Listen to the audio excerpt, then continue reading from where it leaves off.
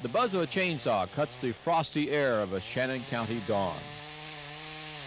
Bob Tabor saws timber to sell to a hardwood flooring mill.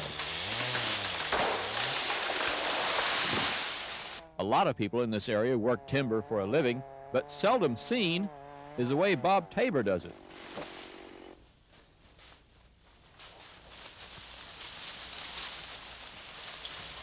Just very few left, very few.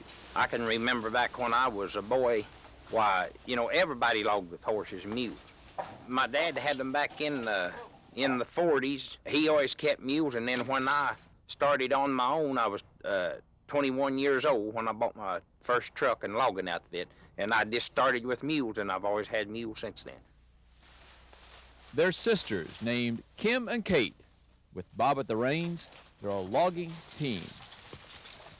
I just enjoy working with them. Well, for me, I wouldn't prefer nothing else. A team like Kate and Kim take a year to train, Bob says, but once they know what to do, they'll do it almost on their own. They get smart, and they know about as much about it as you do. And they'll just, if they hang up on a stump or something with a log, well, they'll swing sideways to get it broke loose, and then they'll go on. In decades past, hundreds of teams worked in the woods. Most timber haulers these days pull logs to trucks with tractors. But Bob prefers mules. Well, they're just more sure-footed and easier to get around, and your overhead is real low this way. And mule power, Tabor says, leaves fewer scars on the forest floor. Well, you just don't tear up as much young timber.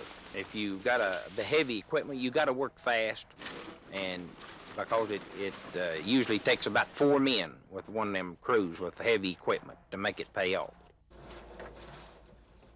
Bob Tabor wants his son Dwayne to learn the reins of the family logging business. I just think he ought to know how to do it. I just want him to know all there is to know about it, and then when he gets on his own, he can do whatever he wants to with it.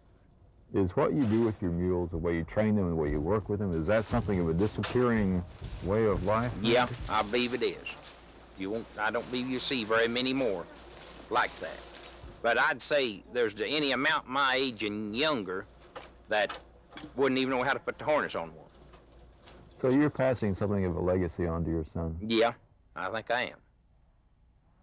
I sure do.